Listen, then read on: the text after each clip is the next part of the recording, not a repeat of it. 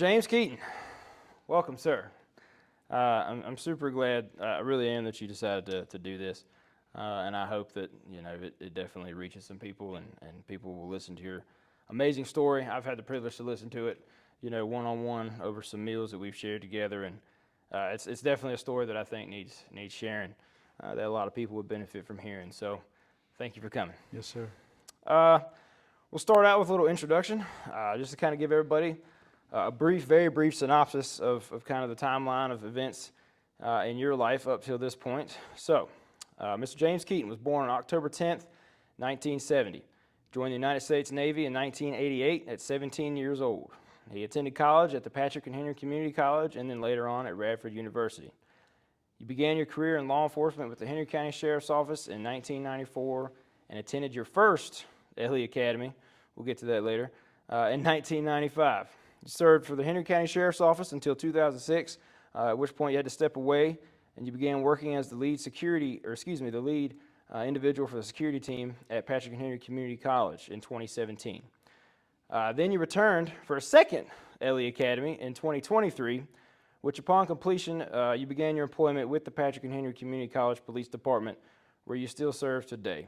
You're a husband of 27 years, congratulations on that, and a proud father of 2 daughters, and more power to you. And most importantly, a man of strong Christian faith. Again, I know that was a very brief synopsis, but luckily for us, we can get some more details. Did I leave anything out? No. Okay. All right, so we're going to start at the beginning, man. So it's childhood. Where'd you grow up? You know, I lived between Bassett and Collinsville growing up before I went in the military. So we would, I lived in Collinsville, then Bassett, then we moved back to Collinsville. So. Okay. All right. Cool. What'd you do for fun? Did you get in trouble as a kid, or were you a pretty well-behaved guy, or what? Well, I know times were different back then. well, yeah, we were pretty mischievous, but there was a time that we lived in an apartment complex. Back then they called it government efficiency apartments. Yeah. So you had a lot of folks up there. Right. So yeah, there was some mischievous times there, but thankfully nothing too bad. Well, good. Awesome. What about your parents? How were they growing up? Were they pretty strict on you, or?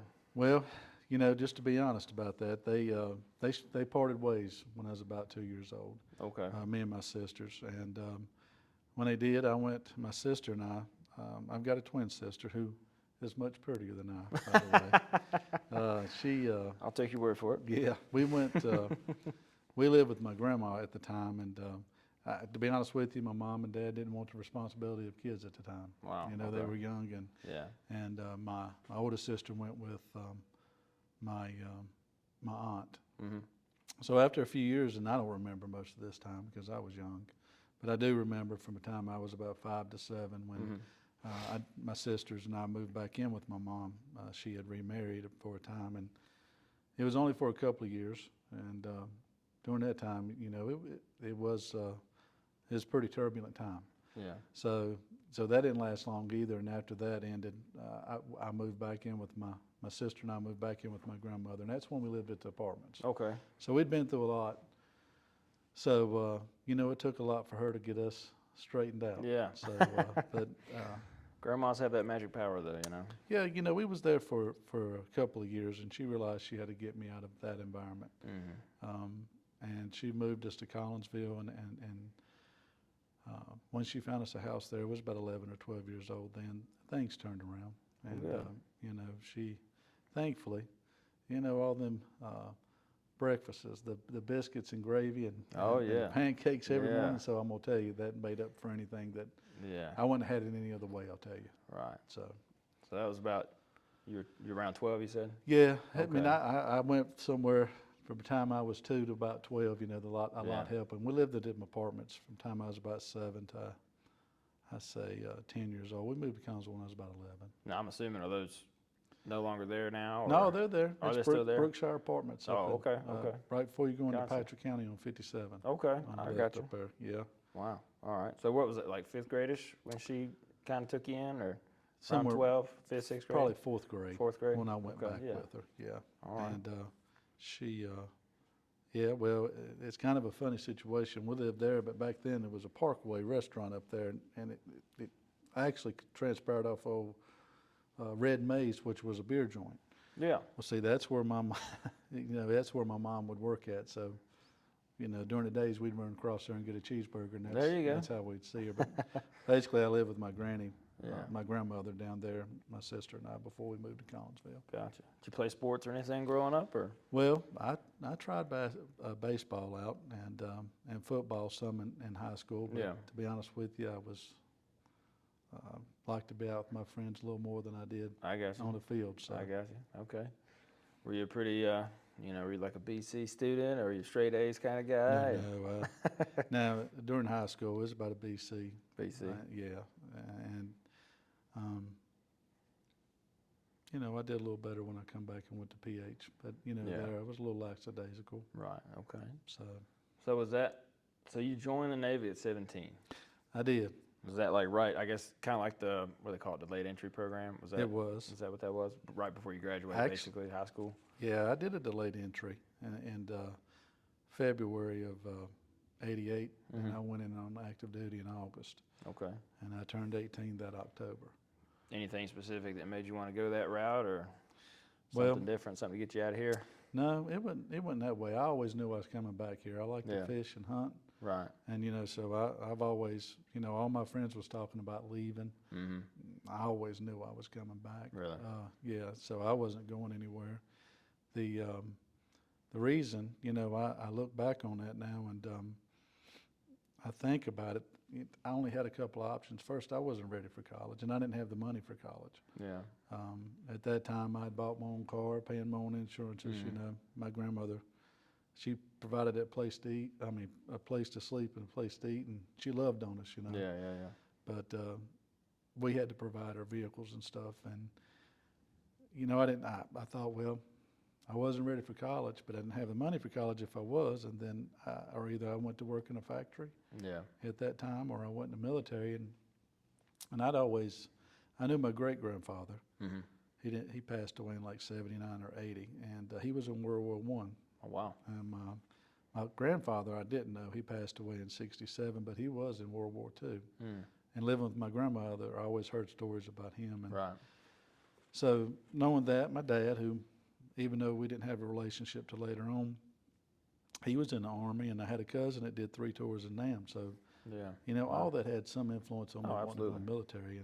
And on top of that, it would give me some money. I knew I was going to go to college, Mm-hmm. so it would give me some of the GI Bill to help me with that too. Yeah. So how much later?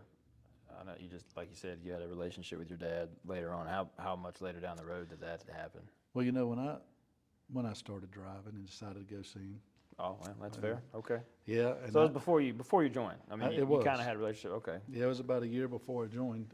Was he proud of you for that? I guess, or Well, yeah, he was a good man by all accounts. Yeah. He worked hard and like I say, but there's a lot of a lot of things a lot of questions I can't answer with that. I was thankful that I went. I started going to his workplace and stuff, and we'd have lunch and things. And we started building on a relationship there. But when I was in the military, what happened was that was from the time I was 16 to 17, and then I went in right. and actually, he started sending letters and stuff, and we was That's good. working. But unfortunately, he was traveling up 57, and he was sideswiped by a drunk driver headed home from work Oh, one wow. day. So Wow. it took his life while I was in there. So I didn't really have the opportunity to. Yeah. Well, Just come think back if you with didn't put that. the effort in, though, at least for that short time. You know what I mean? Oh, yeah. I mean that's Yeah, that's a blessing in itself for sure. But, yeah. So what'd you do in the Navy? Well, most people will not. It's one of the oldest jobs in the Navy. It's called boatswain's mate. It is basically driving the ship, the small boats, any on rigging of, the head booms, Sure. on rigging to lifting stuff on a ship, to refueling, Yeah. to landing helicopters, to any Wow. maintenance on a ship. So it's more of an outdoors job. And Yeah.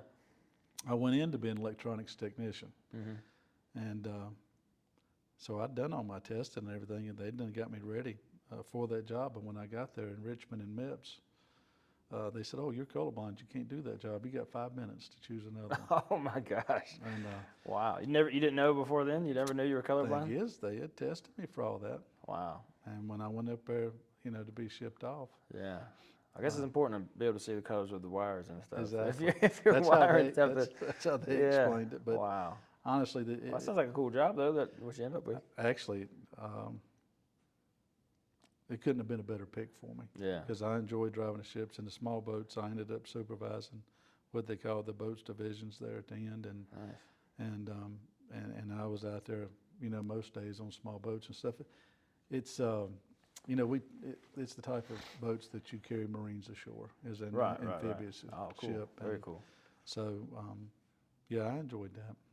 So did you have any idea what you were going to do? You said you always had a plan to come back. So while you were in the Navy, were you thinking like, hey, what am I going to do when I get back home? Or did you have a plan? Or was law enforcement on the radar at that point? Or yeah, actually, I always had it laid out there.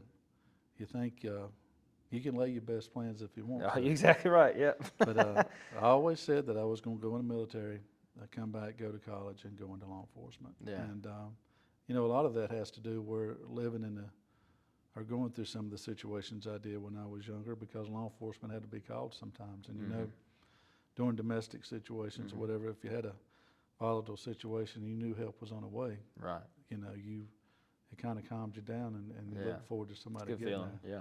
So, that kind of weighed in on my decision too. You always looked at it as wanting to help somebody, wanted to be there for somebody if they needed help or whatever. So I did have that laid out, and I remember I made a friend in there, and I can't remember his name, but he was a Marine chaplain, and I would talk to him about college because I had my doubts about that. I'm not so much about book learning. Yeah. But he always said, well, listen.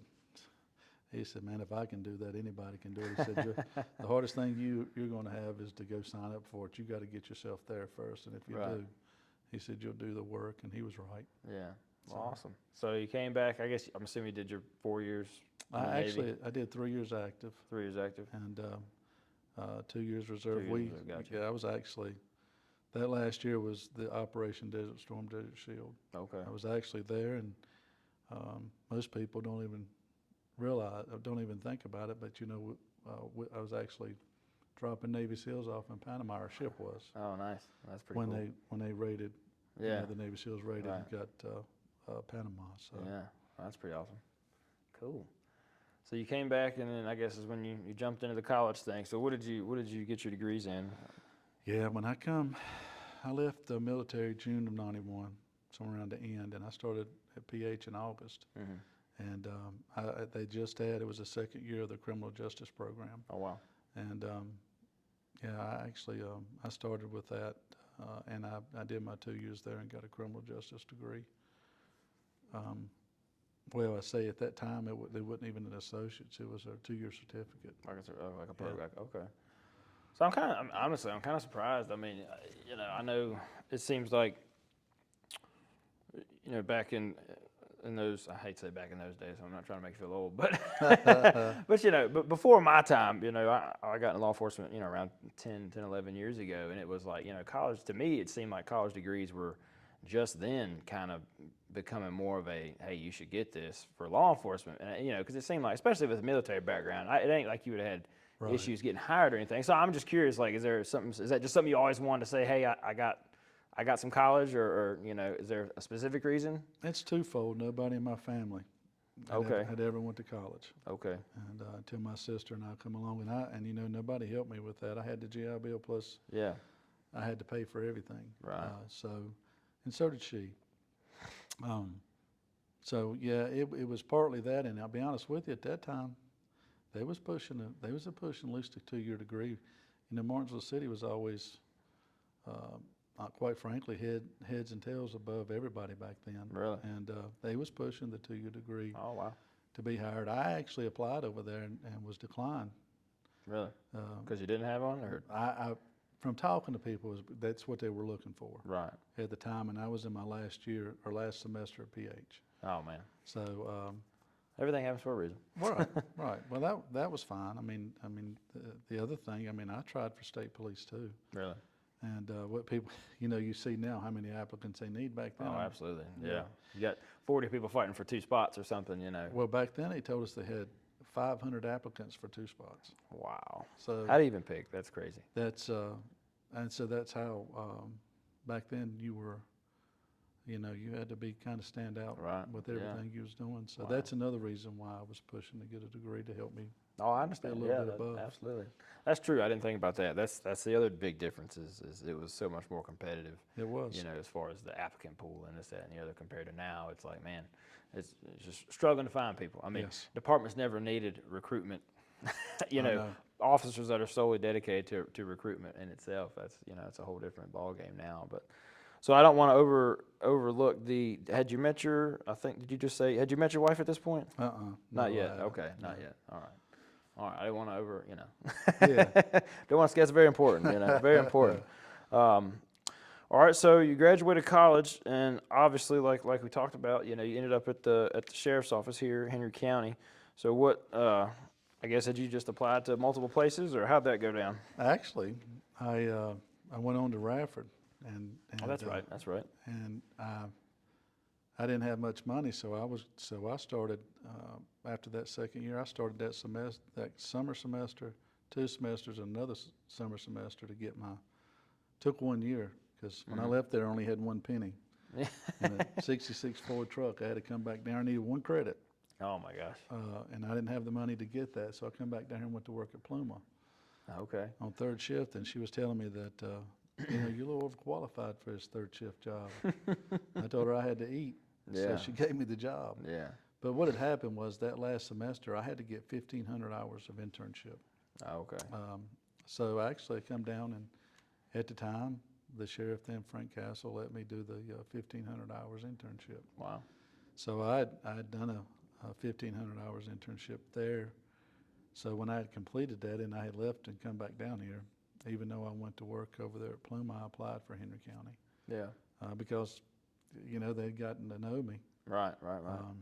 I'm assuming that was like riding along and stuff like that. Actually, that's all it was. Yeah. Wow. That's a good amount of time for sure.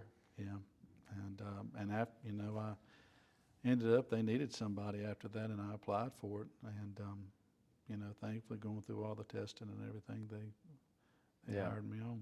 Wow. Awesome. So that was in 94. 94. Yeah. Man, so what was how did you feel? Because obviously in my position now, and we'll get into your recent experience with people that are brand new to the profession and how you could see that perspective. But how did you feel back in '94 as a brand new deputy on the road where you grew up in that area? Well, it's something I was excited about. Yeah. And everybody was supportive of it, and I didn't know what to expect. I knew that I was looking for a career, and that's the one I had chosen. And I didn't expect to stay there, to be honest with you. I always expected to apply for state police. Really? And later on, some of the troopers was trying to get me to apply, but I got settled in at the sheriff's office, and I didn't want to go anywhere. Yeah. Like I said, back then, now you can come back here. Back then, if you went to state police, you had to go somewhere away from here for 2 years. Right. And so then that factored in too. Absolutely. So what was your, not to kind of backtrack just a little bit here, what was your academy experience like back then? Well, in '95, I guess that was, I yeah, think. I actually started in '94, and they put me in corrections for a little while. Right. But then they pulled me up because I'd had so much internship. I actually started on the road before I went to the academy. Yeah. I'd done made DUI arrest and gotten in pursuits, work larcenies before I went to the academy. Wow. And trial by fire. Yeah, they pretty much stuck me out there because they were short back then. Yeah. As far as their shifts, but anyway, going to the academy, it wasn't as structured. You didn't wear uniforms, and it just so happened the one running the academy at that time, the director, was a bosun mate.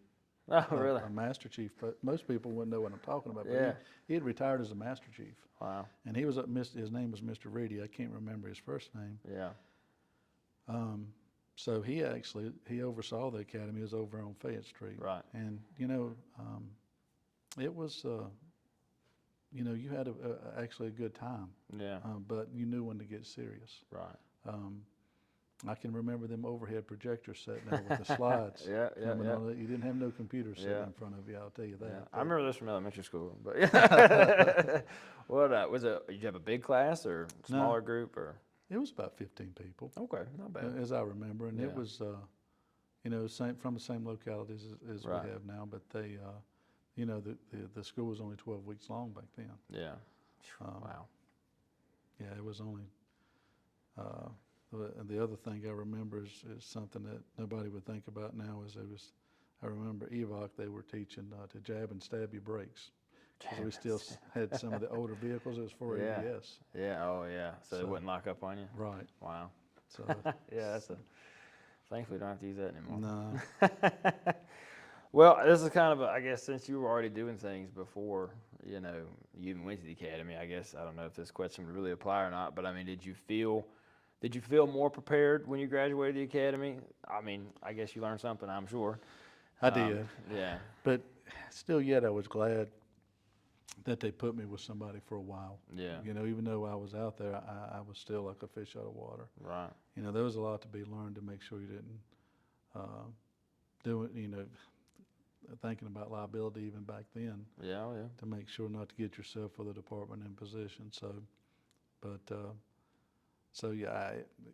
There was plenty to learn. Oh, I actually never stopped learning there. It kept changing so much. So, to say I prepared and ready, I could go out there and answer calls and back people up, but to really learn to do the job, I needed more time. Yeah, man, that's one of the biggest things we try to get across to recruits is like, look, we're teaching you the very basics, the bare minimum essentially. But yeah, a lot of it is definitely learning on the job. So, and I'm sure that hasn't changed. Oh no. So, was there anything while you were on, obviously you started on patrol. Is there anything on patrol that stands out in your mind that just, something that maybe shaped who you were as an officer moving forward or changed the way that you looked at things or anything like that while you're on patrol? I'm sure you had some stuff in investigations, but we'll get to that. Yeah, actually, even, back then, I was there was so much. You talking about anything that shaped me early on? No, as you go along, you've got to be careful not to let it to change you because of the things you see. Absolutely. I was surprised at the amount of death you saw. Yeah. Whether it was by the hand of someone else or suicide. Right. It's unfortunately it seems to happen all the time, but you had to adjust to stuff like that and not let that carry that with you. Right. You had to set it aside, but I was single back then. Mm-hmm. So, it's not like I carried anything home with me. Right. But it didn't shape me right off. But, as you went along, you had to learn to compartmentalize things to set it aside. So. Yeah, and it's like, man, it's still trying to find a healthy balance of that, I think, because, obviously I got married same year I graduated the academy. I got married, and so I didn't really have that excuse as far as not carrying things home in a bad way, not to cause strife or anything, but, also didn't really take advantage of using that sounding board, that she would have been if I allowed that. And I think part of me just didn't want to, I guess in my mind it was like, well, I don't want to dump it on someone else and I should just be able to carry this because I chose to do this, and that's honestly a very unhealthy way of looking at it. To be 100%, truthful about it, it's very unhealthy, and I try to encourage, guys and gals now that come through is man, don't look at it that way. Agreed. It's one thing to. I think people say that like, hey, I don't want to take it home, and you shouldn't in the aspect of like, this call that I just answered right before I did go home made me mad or angry, and then I took that home. Okay, right. You shouldn't do that. But just because something bothers you, even if it was at a major anger, there's nothing wrong with talking about it, to your spouse. And honestly, I think on one side, your spouse, it may cause them to worry more because they hear more about what you're actually going through and what you're experiencing. But on the other hand, I think they'll appreciate it because they feel like they're a part of it with you, Right. you know. And I wish I was mature enough to understand that 10 years ago. Yeah. But hopefully we can, you know, impart that on people that are just getting started in this field now.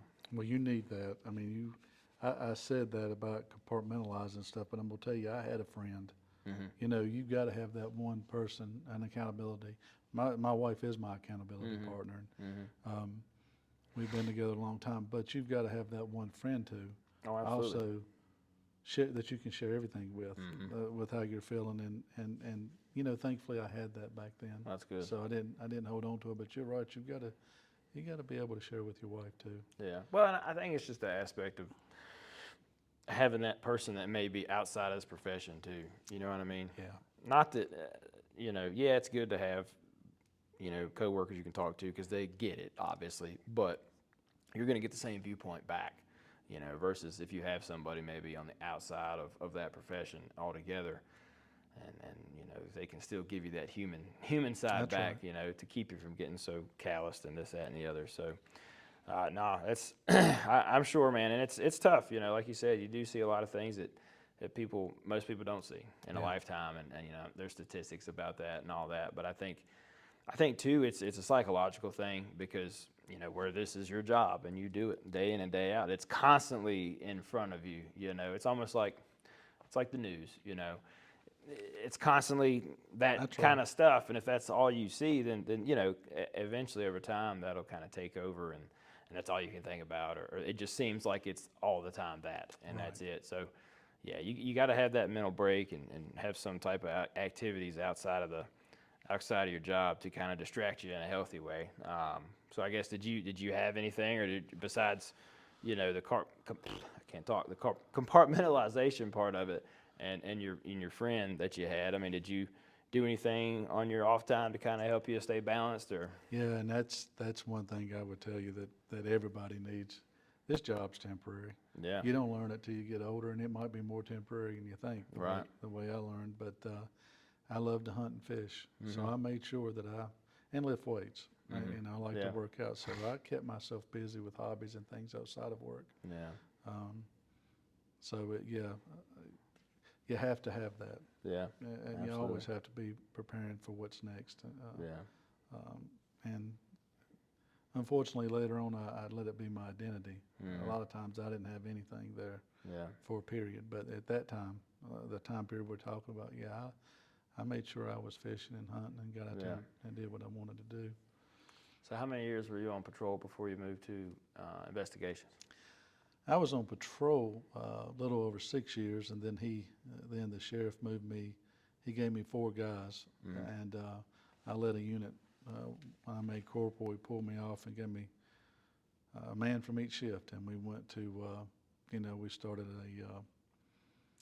they call them drug interdiction Mhm. units now, but back then, basically, he didn't want no tickets wrote by radar. He wanted you out there working, using the tools you had to stop vehicles in our drug areas and Right. everything. Right. And so for a year, I did that. So if you count that, it was 7 years on patrol. Okay. After that, I went back to a short period of time. Yeah. Okay. So 7 years. It's a lot of experience for sure. Um, so I guess then you went to criminal investigations, regular investigations, or did y'all No, have specific units, or? yeah, we did. Thing was, back then, I didn't want to leave patrol. Right. My plan was 20 years patrol, and if I could leave patrol to retire out, that's all I wanted. Yeah. I didn't have any other, and it actually made some of the command staff mad at me because at that time they was asking me to take a dog. They wanted me to Oh, go yeah. to investigations. Right. Our shift was good at checking our buildings. We would catch. I remember just giving examples. One night we caught a guy breaking in Elizabeth down 57 East and Yeah. ended up solving 9 break-ins that night. We Wow. caught guys. One night, the guy robbing the Hampton Inn after they just built it or whatever. Yeah. We was good as a team, and a lot of times our sergeant at the time would let us follow these cases through. So, Yeah. um, Very proactive. It sounds yeah, like. we helped work a lot of the felony cases that we were able to run up on like that. So we had experience, and Yeah. so where we'd had some success there as a team, they had offered me investigations, and I turned it down. And quite frankly, they wasn't.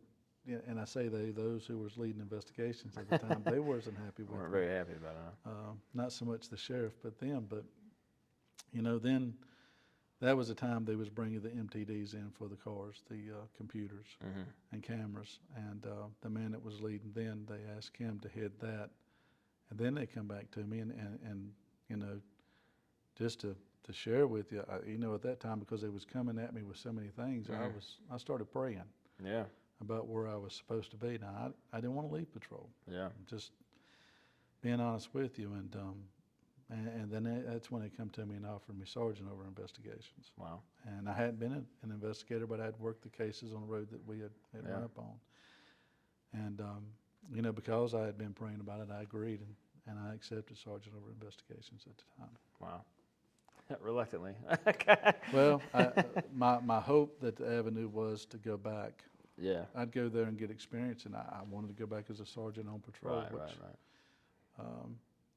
Funny how you make plans, ain't it? Yes. Yes, it is.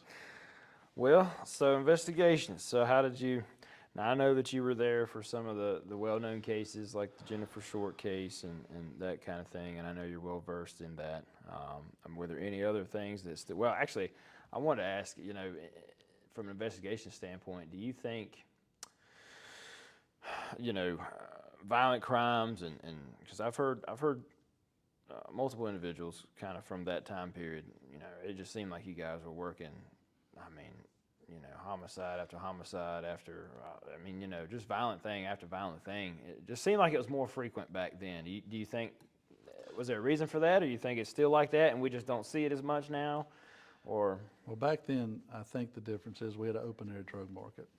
Right. And you had from Logtown to what we call Kings Village to Carson Drive and Bassett, and when you was off, they had these the grant programs where you had to be working to try to go into these areas, always dealing with that. And back then they would pop off rounds in the woods and shining lasers at you, and so just to scare you out of the area, kind of thing. Yeah, they're trying to, but they didn't. We brought more people. Yeah, we'd set up traffic. Backfired. Huh? Yeah, but they didn't give up on it either. Right. But in investigations, I'll just give you my initial first, I say 2 months in there. Sure. Yeah. And that's pretty much how it went. My initial, when I went and took over investigations as sergeant, had a bank robbery holding, a pretty bad one where they'd went in 3 deep and had long guns. And wow. Then I had a case sitting there with over 200 motorcycles that had been funneled through the area.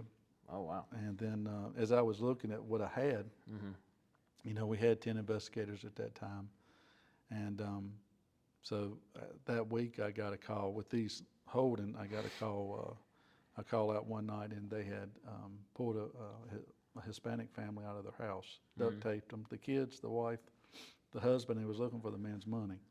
They shot him in the stomach and left him laying there in front of his family to die. Wow. And we stayed out there till 4 o'clock that morning.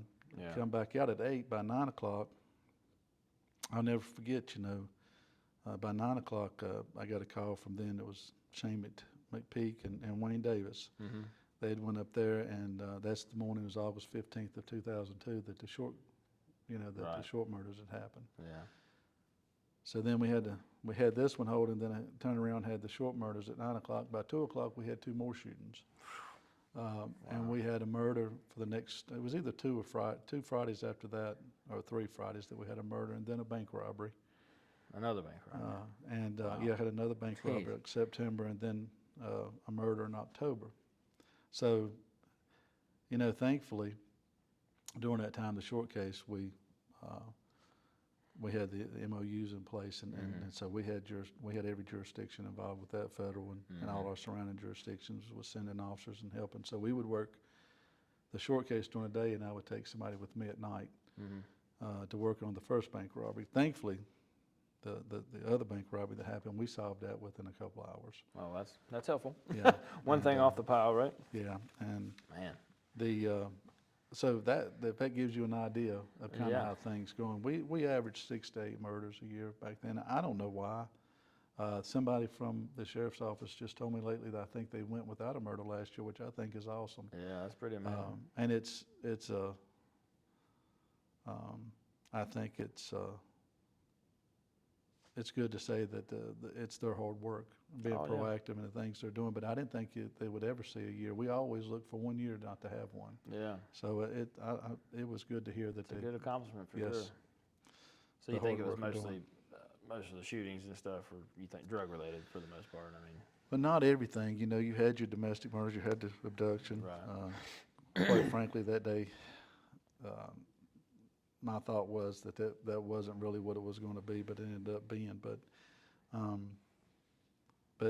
a lot of them were drug related. Yeah. Mm. I mean, when you go and I can tell you 2 or 3, it just happened where somebody smoked their last rock and they just shot them because they smoked their last $20 Right. rock.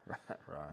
Some down Logtown, they just shot them because they come here from New York. Mm. You know, so things like that happen. But now, No rhyme or reason, really. right, and Yeah. so, but I don't know that it's any less active. I mean, I'm thankful they went a year without it, but Yeah. you know, we're not. I don't think, even though you have a grace period like that, I think, Yeah. you Right. know, it trends back up. Right. So the same things are happening. They're just trying to hide it better, and plus the technology now. Oh yeah, absolutely. So I don't know that any more happened back then than it does now, but I can tell you I left investigations with somewhere around 3,000 hours overtime that you know, my men got paid for, and ladies, somewhere around 12 to 1,600 hours back Wow. then that, you know, during that time frame, Jeez. because everybody worked so much. Now, But- did y'all get majority of those things? So obviously, you know, most people that or at least around here know the Jennifer Short cases are still outstanding thing. But I mean, as far as those on a regular basis, would y'all solve more than you probably, you know, had kind of left open? And I'll tell you, and again, through prayer. Yeah. We come together and prayed about everything we did as a team. Yeah. And through that and working together as a team, from 2002 to right there in November of 2006, everything was solved except the Short case. Wow. So we were very fortunate. That's pretty impressive. Well, there's a lot of hard work, and it was a good team, and each one of them, you know, everybody pulled their weight, and we just come together and work together, and you know, and somewhere in between there, you got to have fun doing it. Yeah, that's right. You know, That's right. you can't take everything too serious. No. But that didn't mean everything went perfect. Oh well, of course. Yeah, Of you course. know, you had your problems, but it was just they were determined. Yeah. We were all determined, and we wanted to make sure I did the best job we could. So it was we were fortunate. Yeah. Well, a motivated team and powered by prayer is a powerful thing. Yeah.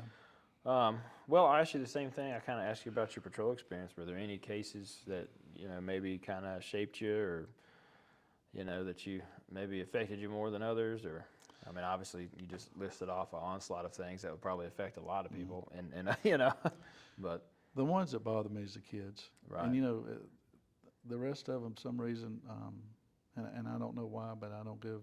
You know, I think about their families that suffered, because most every time you go to a victim or their families, that you know, they say, I never thought this would happen to me, and that was constant with those you went to, and you hated to see them go through. yeah, what do you say? You know, Yeah, the grief, and there was really nothing you could say. But I knew, and one thing I wasn't good at, but I knew a couple of officers that they would pray with them yeah, at times, and that was good. yeah, But they, you know, it's, you know, I think about, you know, one 10-year-old shooting another one. I think about a mother putting a butcher knife through a baby's chest. wow, You know, the kids, the Jennifer Short.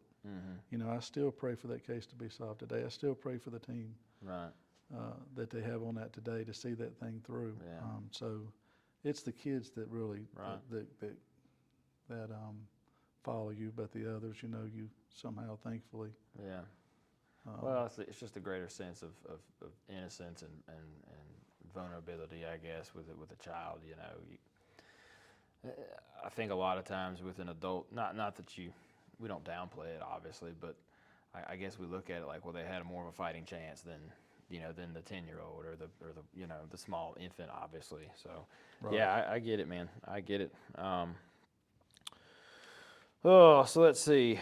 So how long? Were you in investigations? Well, as I say, from there 2002 to and I was promoted. The lieutenant above me, he left, Mm-hmm. and so there went my. We They went your way back to the yeah. patrol, huh? And truthfully, I thought about it that way. Yeah. I mean, we had a good team back there, and I remember the sheriff coming back there, and it's just hit me. I remember him coming back there one morning, setting his coffee on my desk, and he said, "I just want to know, how are y'all solving all these crimes this way?" And we got them through court too. It wasn't like that they were charged and dismissed, because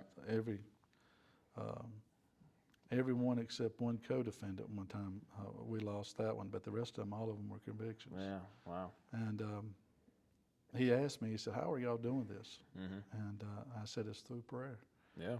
And to be honest with you, even though I know he's a Christian, he said it's more than that, pretty much, Yeah. So it's, but that was my answer, because that and just having a good team, and it was a solid team. These guys were experienced, and we gelled pretty good, I think. Yeah. So. Well, obviously, if y'all had that, success like that, that's pretty awesome. So I guess so you're lieutenant now, right? Mm-hmm. Okay. So this is around 06, I guess. No, I think that I can't remember exactly. That was somewhere around 04. Okay, I got you. So you were a lieutenant, I guess, for a couple of years ish. Yeah. Okay. Well, without going into great detail, obviously anybody can look up what transpired at Henry County Sheriff's Office back then. It was a big to do about mishandling evidence and things that have been taken from the streets. Blah blah blah blah blah. Do you want to go into how that impacted you or where that led you into your career? Well, what I'll share with you is it's probably one of the, other than doing the military, like when you lose a family member or something. I was, in Navy terms, I think I would call it rudderless. Mm-hmm. A rudder that leads a ship. Right. I had, after that happened, I had no. Didn't know where to go. No, I was broken. Yeah. And I'll share a story with you, and I hesitate to share it because it's personal, and quite frankly, just to be honest, if anybody that knows me knows I don't put myself out there. Sure. But I share it. But I'll share it with you because I had no direction. Yeah. I was completely and utterly broken. Thankfully, I had the relationship I had with the Lord, and I had a good church family and a good wife, and my kids were young then, so thankfully they didn't exactly know what was going on. Right. But I remember, and like I said, I'll share this understanding that I know that not everybody has a relationship with the Lord. Sure. But I have to share it from the perspective of what happened. Absolutely. Because it's from your story. Yeah, and it's so I'm not trying to push anything on anybody, but one of the reasons I never had any cell service where I hunt at until the last few years. Best I remember it, back then I didn't have any cell service, and Probably so made it a good spot. it was, and so nobody could bother me. Right. And honestly, that's where I drew closer to the Lord. Yeah. There was nobody around, and the sun's coming up, and I remember one morning, because everything, for the first time in my life, I was 35, 36 years old. First time in my life, everything was going right. Yeah. I had never had anything go right, quite frankly, but things were just, although I didn't want these promotions and where I was at, I was thankful for them, and it brought a little extra money, which, of course, made things, back then you had a house payment and a car payment, made things a little bit easier. So I'm thinking, in my mind, I'm like, just, man, everything is really going good. And I was sitting there, but at this point, I guess one thing I didn't share is I was spending less time with my family. Right. they were kind of going on the back burner because of all the violent I crimes. was going and to say the everything was happening. caseload. Yeah, absolutely. And at the time, some of my guys were carrying 1,000 hours overtime anyway, comp time. Yeah. And they got another 1,600 on top of that. That's the reason they had to be paid for it. But I still had the responsibility of bringing the 1,000 hours down. Yeah. So I was home less and less. And but I was sitting in that tree stand that day, and I remember as I was praying, and I know, and there was no audible voice. Mm-hmm. If you know, you know it. The Lord Sure. speaks to your heart. And He was asking me, what if you lose everything you're thinking is valuable right now? Right. And in my mind, I remember taking pause. Yeah. And I was like, A priority check. yeah. So I was like, Lord, all I could do is hang on to you. Yeah. And I'll get real with you about the question you're asking me, and I talking about how broken I was. I remember being up in the upstairs bedroom, and like I say, it's I'm out of my comfort zone here, so I don't generally. You're totally fine, brother. But as I was up there, kind of in a fetal position, to be honest with you, Yeah. broken, I was sitting there, and I was like, and I'm telling you, it was just a brief second. Yeah. And I hadn't thought about that conversation no more, Mm-hmm. and that tree stand. Mm-hmm. But as I laid there, things were so bad at that time, for a moment I thought, it'd just be better to leave here. Yeah. But it was a brief second, and as soon as I did that, Yeah. that conversation, I was reminded of that conversation in Yeah. tree stand. And after that, I popped up and I said, you know what?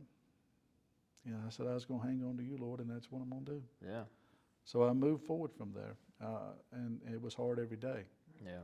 But I got up and Yeah. got out, and that was important. Yeah, absolutely. Yeah, man, it's God finds us when we're the most broken, I think, and that's when we need Him the most. So, Yeah. so thanks be to Him and His grace for that. I truly, I know what you mean, exactly what you mean. It's not necessarily an audible voice, but when the Holy Spirit speaks to you and kind of tells you, hey, you need to get this in line, or you need to do this over that. So absolutely, man. So what were you job wise? I know obviously you weren't at the sheriff's office anymore. Where were you at job wise at that time, or had you found something else yet? Actually, I started mowing yards, I was painting somebody's, building, Yeah, barns, just whatever I had odds to and do. ends. Yeah. And what happened was, I had, some of the guys I worked with was coming to visit me, and actually one of the guys come and just said, hey, my brother owns a surf pro, and he during that time, they had a lot of business during the winter months because of fires and things. And he said, would you want me to see if he needed any help? And I said, absolutely. I'll take any work I can get. Yeah. So once he had shared that with me, I was able to go down and visit with his brother. And he hired me on with Surf Pro, and that's kind of where I landed. Yeah. Ended up working with the same people there almost, a better part of 10 years. Yeah. They were good folks. Right. And ended up being family. I'm still in contact with, 3 of them now, most time daily. Yeah. Ended up being some of the best folks I had, working with them. It was a tough job. Yeah. Surf Pro, I'd work sometimes 40 hours overtime in a week. Wow. Because they stayed busy. But that was a good paycheck. A blessing for home. at the time, right? Yeah. Yeah. Well, I know you didn't pay a lot. Yeah. Well, I know you made a comment to me in an off-camera conversation, obviously one time, and I'll probably mess it up, but it was something along the lines of looking at like you and your wife's finances at that time and how much y'all were bringing in. He's like, basically, it just shouldn't have worked. And I remember. Oh, I won't. My starting pay was $10 an hour. Yeah. When you go from $60,000 to $10 an hour, yeah, the 40 hours overtime didn't matter much. Yeah. And I had But didn't lose a thing. I was getting ready to say that's the thing. I didn't miss a beat, but I had a lot of people in the community come to me, Yeah. help me, and again, as I say, a good church family that was there Right. if I ever needed anything. Thankfully, I never did. But the way that the Lord put people on my path, It would not work out on paper. I should have lost everything. Right. Quite frankly, I should have, because of the monies that it cost me to be represented, Sure. because of the house payment and the money I lost. I mean, back then, my wife didn't make as much as I did. I mean, initially, but it's like I said, it would not work out on paper. Right. But thankfully we hadn't lost anything, and to give God the glory today, it's all paid off. Yeah, that's something. So and Yeah. it was, it was scary times. Yeah. For Absolutely. sure. So did you ever, I mean, during that time, was it ever on your radar to go back to law enforcement, or? Look, I never gave up being a police officer. Always. Yeah. Always. It was a privilege and an honor to don the uniform as a military and as in law enforcement, and I never lost that desire. Sure. But now, a lot of things was stripped from me. You go through something like that, you lose your confidence, you lose, a lot of that things, it takes years to get back. Sure. And so I was stripped of a lot of things, but never the desire to be in law enforcement. I Right. always had that, but I never saw my way back I never pictured my way to be back in law Right, enforcement. right. No. Never lost the mindset. Just didn't see a feasible way back. No. Yeah. Wow. Well, so I mean, I guess at that point, you're pretty much just living off maintaining your priorities. Just paying the bills and feeding the family, and and that's all you can do. Obviously, the grace of God. That's pretty. I mean, I don't know what else you credit that to, considering, like you said, that you never really went in greater debt or anything like that, to go from such a big a pay difference. Yes. That's pretty amazing. I don't know how else to really explain it. Well, I'll give you an example.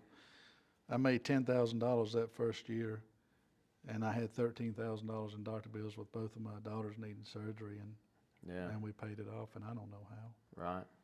If that gives you an example. Absolutely.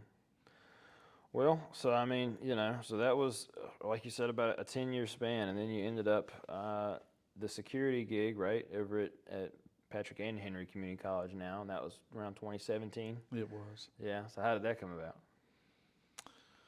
Well, you have to go back to, after that had happened, I had to, I got to, thinking about the presidential pardon before I could get this job. Right.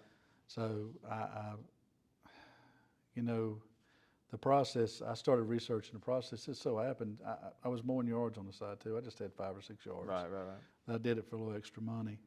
And it just so happened a local attorney called me, knew I was doing it, and I grew up with his office assistant or his administrative assistant. I grew up beside her. I grew up with her son. It was his mom. And she called me and asked me if I wanted a job there. The guy that they had over 20 years had left. And I was like, yeah, I'll take the extra work. And I went over and went to work. And it was during that time I was thinking about and researching how to get in reference to a presidential pardon. And as I was researching it, and I didn't see it at the time, I went, I asked her, I said, you think, he wasn't a criminal attorney. They did land deeds and all that. Right. And I asked if he would consider representing me.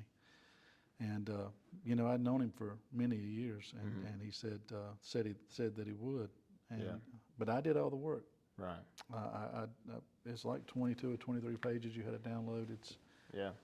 For them to go through that, they have to go through all your medical, all your financial. Sure. I mean, they were down here. Well, just the story about how it happened was after when I got all the paperwork done, it took me 6-8 months to.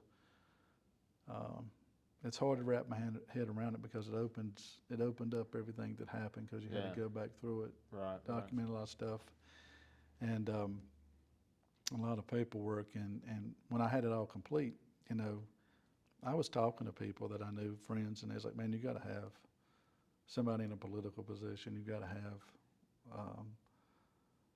somebody that's like in Congress or whatever to write you letters. Right. You'll Vouch for never get this. But I'd heard that from the beginning. Mm-hmm. I can go back to where when I was talking to one of the probation officers, and he told me, he said, James, nobody gets that. He said, that won't happen. You'll never be able to do anything again. Just grab a fishing rod and go fishing on your time off. And I was like, in my mind, I was like, if the Lord wants me to have it, Yeah, you know, very I have it. encouraging there, right? Yeah, but that everybody said that. And what I did is I just picked 3 guys that was like you and I, just family men, hardworking, and had them write me reference letters. And I filled everything out and took it to the lawyer, and he reviewed it. And you know, he made some changes he thought that needed changing, and they sent it up. Yeah. So at that time, I'll be honest with you, I don't know. I just started praying and fasting. Yeah. And it was every day. Right. For a solid year. And I didn't realize it at the time, but when the United States Pardon Attorney's Office called my attorney and said they were sending an FBI agent, it was exactly a year to the date.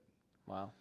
So That you had sent it up. That or I that they had sent it sent up, Yeah. yeah. Wow. So it was exactly a year. Yeah. And within a week he come down, and when he called, I was like, Lord, you know, I wasn't prepared to go through this again, because that's basically what you was doing, is going back through it all again. And when he come down, you know, he had brought somebody else with him, and it was 2 or 3 hours that they went over everything, and then I never saw him again for 9 months.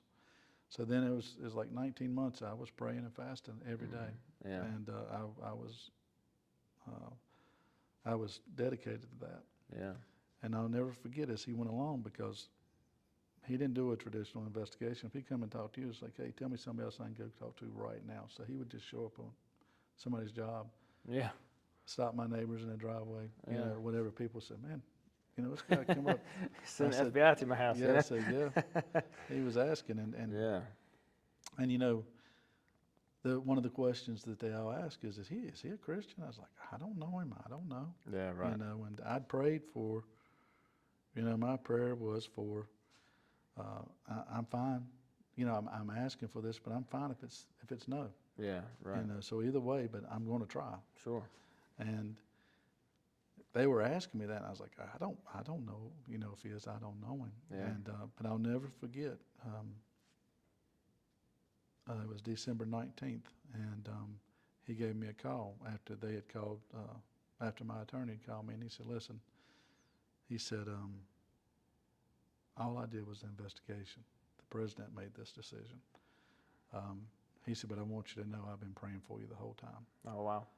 And that meant everything. Yeah. And for him to say that, and you know, first and foremost, I give God the glory, but I'm thankful for President Obama too for signing it. Sure. So to answer, it's, you know, after I got that, that's when, you know, it opened up a door for me to start applying some places. Right. Absolutely.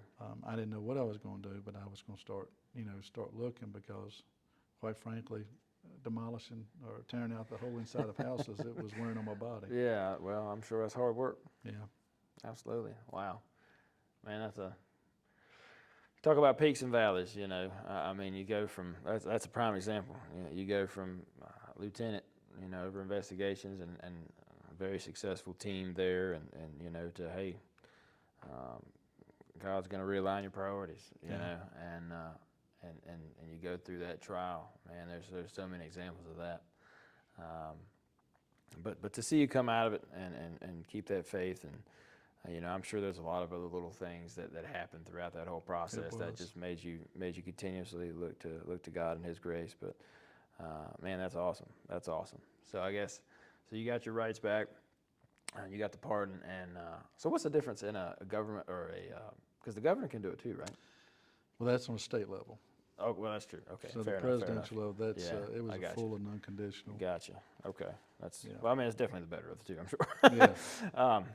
All right. So so you got that back. So I guess that's kind of when the security gig at the college came up. Is that kind of how that flowed, or? Yeah, I got you know, initially I went and applied for another job at another county location, and I didn't get that job, and you know, I was discouraged. And so again, another but God moment. Yeah. You know, I'm sitting out there praying at lunchtime, and I see this job at the college.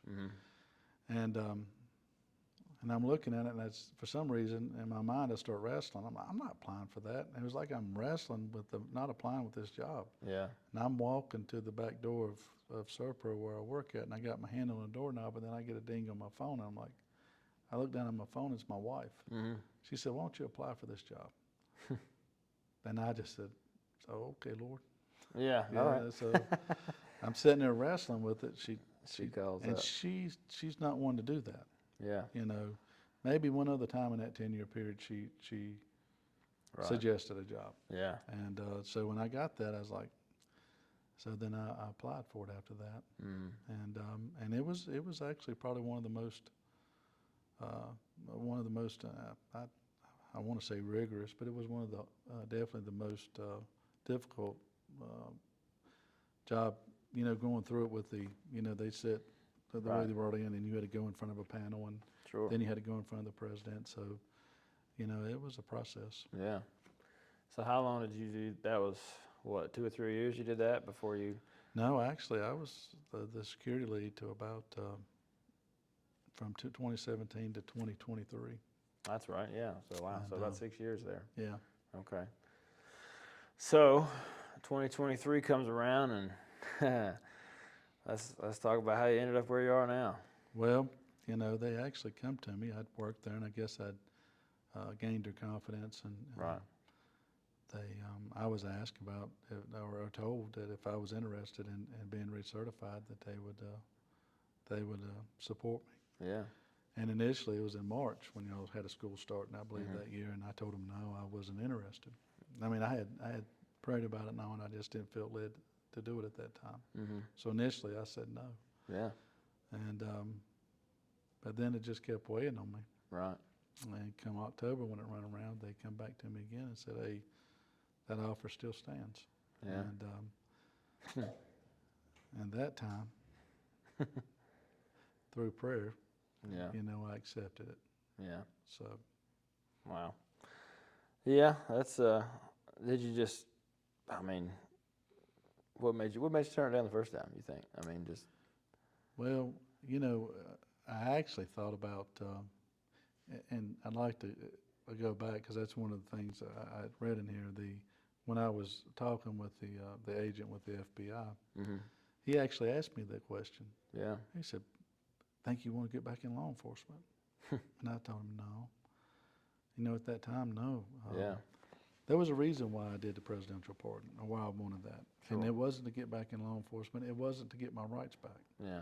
It's because I had so many questions with my dad. Yeah. So many, and I was afraid because my kids were still young. Mm-hmm. I was afraid if something happened to me, then they would have the same type of questions I always had. I see. And so when I wrote that letter to the president, it was asking for that, because no matter what happens, I wanted to show them that there could be good that come out of it. Absolutely. To always stay the course. And I say that to anybody that's going through the academy. Yeah. You're not going to go through this life unscathed, No. and you've got to be as determined as you are as an officer to live and go home at the end of your shift. Absolutely. You got to be that determined. So my reasoning for going after it was my girls. Yeah. And when I got it that night, I went to my girls. They were 16 and 12. Yeah. And I explained to them. I hadn't ever talked with them about it really. Yeah. And they said, "Dad, we know you. We're not worried about that." Yeah. They wasn't worried about the having that. And, They said it was a done deal. right. And so Yeah. I that was my reasoning behind it. But thankfully I'd been there enough, and they knew me like. Thankfully, a lot of my peers have. I mean, I always Right. worried about my story and how it would be told, but I was not going to. Yeah. I wasn't going out to tell it or try to defend myself. Right. But thankfully, those that I worked with and for, they've done it for me. Sure. And Well, you think about how much different not in a bad way per se, but how much different your legacy or your testimony would have been if you didn't, if you didn't push forward to get that the pardon aspect of it, and just to show that hey, like you said, God's got a plan, and Yeah. I mean, if that wasn't your path, then it wouldn't have worked out. But I mean, you could have easily just gave up, and I think that right there in itself is a bigger thing for anybody, not just someone in law enforcement, but anybody to grasp hold of that, man. It's just, we may go through hard times, absolutely. Like you said, you're not going to go through life unscathed no matter what you do for a career or for family or whatever. But there is definitely light at the end of the tunnel, I guess you could say. Well, never give up and stay determined and keep searching, setting goals, Absolutely. keep moving forward, and don't stop doing. One of the things I was taught is you don't, whatever your daily activities was. Yeah. I had a pastor come to me, he's passed away now, and he just come to me, he said, James, I'm proud of you. And I said, what for? And he said, because you didn't walk around with your head low, you was here. Yeah. With your church family, with your head hung, you kept your head up and you kept moving forward. And I was on a board then, I was trying to resign off of it because I didn't want to make them look bad. He said, and thankfully they said, there again, just like my daughters, we know you. Yeah. If you want to resign, you can resign, but not because of this reason. Yeah. And he said, so I continue to serve. Yeah. And so when you go through something, you keep going to church. If you go to church, you keep doing the daily activities you do. You don't stop. Right. You just keep moving forward. But you asked me why. I'm sorry I had to go back. No, you're fine. So because I was fine being security. Mm-hmm. I was. It was the lead security. It's a good job. I mean, Yeah. it had the VRS. I had actually the same things I had. Sure. Benefits, wise and everything. But as time went along, I just felt like that's the way the Lord was leading me. Yeah. And then that's when I accepted it. Yeah. But initially, like I said, the agent even asked me that, and that wasn't my reasoning behind going for that. Well, so you accepted the offer, and then back to the academy. Yeah. Man, what a we've obviously had people come to the academy, more than once, but that's usually because they come through for a jail certification, they come back for an LE or something. It's not because of, hey, I did it 20 some years ago, now I'm going to come do it again.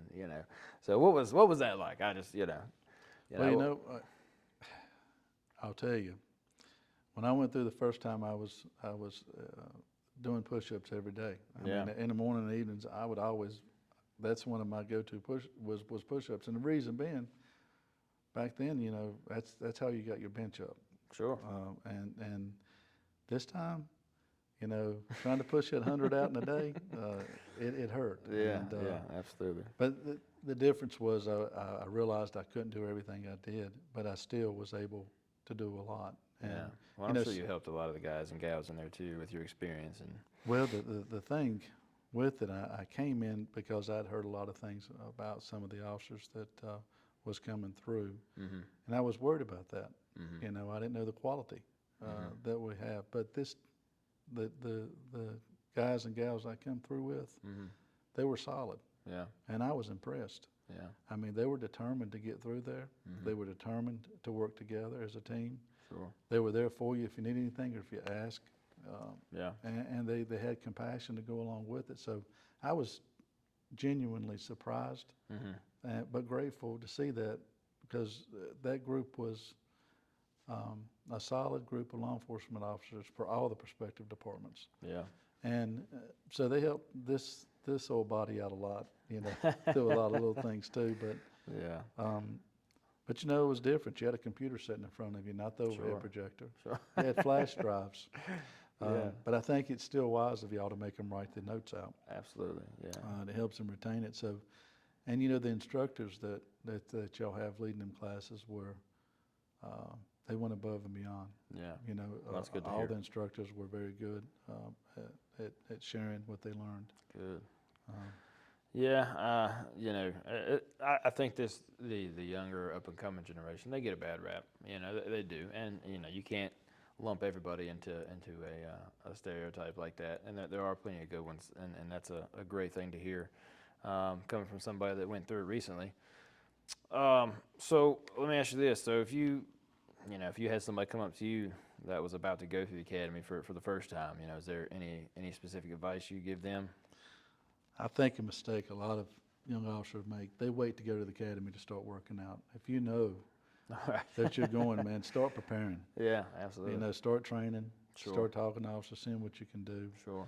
Um, you know, when you make that commitment, see it through. Yeah. You know, you've made a commitment, so see it through and work to come together as a team. Yeah. Because you'll accomplish a lot more as a team than you will as an individual. You know, one thing that I seen a lot of officers come through the way I have.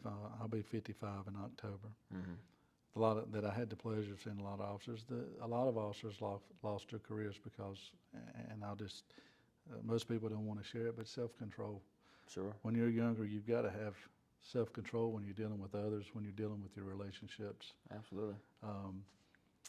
As I used to hear one trooper always say it, find you one and stay with one. Yeah. You know, make a commitment. When you make a commitment to law enforcement, you know, I met my wife on a warrant. we was serving a warrant. Yeah. You know, she worked for the city at the time. Yeah. And we'll be married, I think, 27 years in September. Yeah. Congratulations, man. And so, you know, but when you find somebody that you know is going to stand by you, yeah. You need to respect that. And one of the most important things I would say is self-control. Yeah. And it's not only with the relationships; it's when you're dealing with those out there on the streets. Absolutely. And how you deal with them. But that's one of the most important things is to have that as a young person. Yeah. And man, I only ask because, you know, I think a lot of, and one thing that I've tried to do, like I said, with just my personal experience is to say a lot of the things or tell them a lot of the things that I wish somebody would have told me. Right. You know, starting out in this career, not just about the academy, but as a whole, you know, as a professional, like you just said, and that right there rings volumes that I wish, again, you know, that everybody would get. So hopefully going forward, we can do a better job of that. Well, what other? Well, I kind of will ask you that question. So, with that being said, is there any advice that you wish you would have had starting out on your career that you may not have gotten, that you had to learn by trial or whatever you want to call it, you know, experience? A lot of mine was learned trial by fire. Yeah. Sounds like, see, back then they would give you a disc. It wasn't until I come along that I was putting out. I'll tell you, and I give, again, Martinsville City credit, because back then they had policy in place. They already had their cameras, MTDs. We were behind most all localities. Was the one thing they have in place now is the accreditation process and stuff. When I come along, a lot of advice I would give would be about follow your policy, and you know that will cover you as long. But it's more about. Unfortunately, a lot of times people think, and I believe if you go back and talk to anybody, I know you would if you talk to my leaders. I didn't care so much about rank. Right. I cared about solving crimes. Absolutely. I cared about being there with the guys and gals we was working with, and I cared about doing a job. But you've got to have a proper balance. The one of the most important things, my wife told me one time. I remember we was having. We had a robbery every night for 7 nights in a row. Within 2 weeks, I say it in a row, but it was 7 or 8 robberies. Actually, I remember we had composite sketches back in, and I remember Steve Burton. He was a really good investigator, and he had each one of them was perfect. I'm getting off on a rabbit hole here, No, but I remember that they Yeah. each victim had showed this guy perfectly using the composite sketches. But I remember during this time, because I was out there so much, that my wife, she reminded me that my daughter asked who I was at 4 years old because I was around that little. Wow. And so you've got to have a proper balance. Yeah. You got to have a team in place where if you've got something going home or you need to be there with your kids, that you can go. Yeah. There's going to be a time when public safety, you've got to be there during that time. But as soon as you find that proper balance for a family, as soon as you get through with whatever it is that you're dealing with. Yeah, and I think I'd shared this with you before in another conversation, but, you know, I had a similar experience. You know, I think she was maybe That seems crazy. She's about to be 8 years old now, but I think she was maybe 3 or 4 probably, when I was still working. And I was walking out the house for night shift one night, and she looked at me. We're, saying bye and all that, and she looked at me and flat out told me that she wished I wasn't, a police officer. And that, man, it hits hard, Yeah. It hits hard, and I think, you know, my mindset early on was, certain people are made for this job, and I think a way of it was partial, I won't say arrogance per se, but I mean, it's like, I believe firmly that some people could handle this type of environment, and some people just weren't built for that. And that probably is true to a certain degree. But what I came to realize is the harder thing to do for me as a man, as a father, as a husband, was to be those two things. Was to be the father and the husband. That was, it was easy to put a uniform on and go out here and do this, but to find the other parts of that was truly more important. Right. That was, you're exactly right. And so yeah, I agree. Balance is a huge part of this profession, and truly, prioritizing your family and everything outside of the job, how it should be. So yeah, it's sound advice for sure. I wouldn't, and as strange as it sounds, if I could go back and change it, I wouldn't. Yeah, it's, But and it's because I didn't miss nothing. Even though I worked the hours I was working, I could still leave where I was working at, whatever function my child had, or yeah, whether they would meet me out to eat. I was more engaged as a father and a husband, so I wouldn't. Yeah. Honestly, as much as I love my career, Yeah. I identify too much with it. That's the reason I talk about the balance. I'm glad. yeah, No, I'm not glad, but I wouldn't wish that on nobody. But going back, I wouldn't change it because I didn't miss the time that I was supposed to be there with my kids sure. and my wife. And Yeah, you talk about the identity thing, and that's one thing that I've thought about, and the best way to try to portray that, or try to give that message out to people that are just starting. And the best thing I've come up with is, like, the uniform shouldn't define you, right? Your mindset shouldn't be, well, what does this badge make me?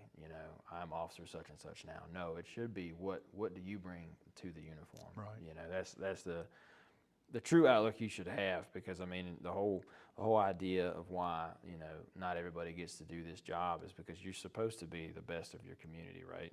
You're supposed to be the best of the best. Right. To be cliche, but that's the truth. And it's like, so in that aspect, it's like, well, if you're that quality, then you should be bringing whatever to the uniform to make it better, right? Don't ask what the badge can do for you. Right. It shouldn't be that way. If you're looking for identity, then you should get that squared away before you decide to embark on this type of career. And again, I'm only saying that because things that I wish I knew. I'm not Exactly. Same I'm here. not high and mighty by any means, but Right. that's definitely great advice, man. And I hope that anyone listening that's thinking about starting this career, I hope they can take that to heart and truly do some reflection. But man, is there anything else that you want to hit on, or anything else that you think people listening might need to hear if they want to join this profession, or if they're going through something? Well, I'll tell you, I genuinely believe that law enforcement is the best profession out there. I Sure. always have. I never lost that. Yeah. As I say, with proper balance and realizing that it's temporary. Yeah. It's a job. Yeah. And at the end of the day, what matters is at home. Right. And that's what's going to follow you into retirement. And Absolutely. If you're, I've seen a lot of officers pass, Mhm. with cancer and Mhm. different things. So that's Biden. That's if you make it to where you can retire. Yeah. Right. Right. So we all have that facing us too. But it's respect the uniform you're wearing, but you need to, like I said, you just need to remember it's temporary. Yeah. But Absolutely. at the same time, I truly believe it's the best profession out there, and it's a privilege. I agree. And I think that's sometimes we take that for granted. Yep. Gets a little lost in the sauce sometimes. Yeah, it not only is a privilege, but the other thing is sometimes we get 10 or, and I share this with you, and it's where I leave it. Sometimes we get 10 or 15 years in our career, and then we get mad. You might be on a patrol getting too many domestic assaults. You might be in investigations getting too many B&Es. Sure. It's easy sometimes in the middle there to lose sight of why you started doing a job. Sure. I would always say, always remember when you get to a point where sometimes you just want to give it up, remember how hard it was for you to get to where you are, and always remember the reason why you decided to become a law enforcement officer. Right. And there's somebody out there that would love to have the position you're in, you know, at least they think they would. Well, honestly, I know a gentleman right now that for the better part of 20 years, that's all he wanted, and he's tried and he's tried and he's tried. And I give him kudos for that. But yes, there are those out there that want to be that has never been able to pass the test and stuff they need to. So. Well, that's great advice, man. James, I'm super grateful that you agreed to come on. I hope I didn't pressure you too much. You didn't. But man, it's been a blessing, and you know, I know we've had conversations on other occasions, but man, every time it's a blessing for me. So I appreciate it, brother, and I wish you the best in everything that you have going on, and you know, who knows what the future holds, but I think it's looking up for sure. So thank you, sir. Thank you.